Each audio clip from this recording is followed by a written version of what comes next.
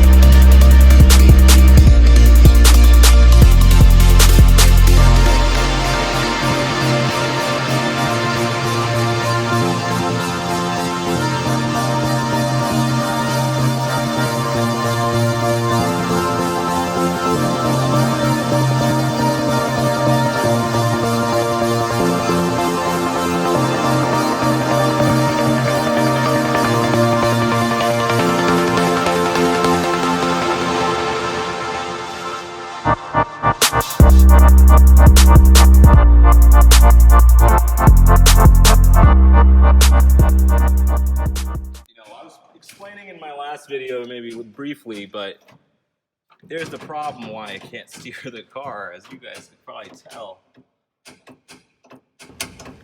It's just the lower steering column is just not there. So I definitely need to find that part, source it out, and address that issue, because we obviously need to steer. All right, guys, so now we're about to take the side skirts off.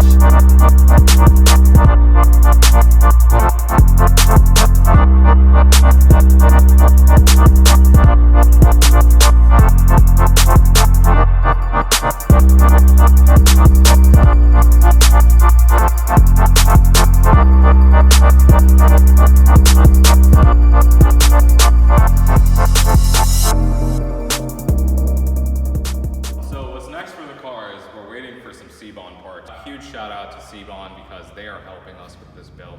And you know, once we get those, we're gonna be prepping the car for paint and then slowly putting everything back together.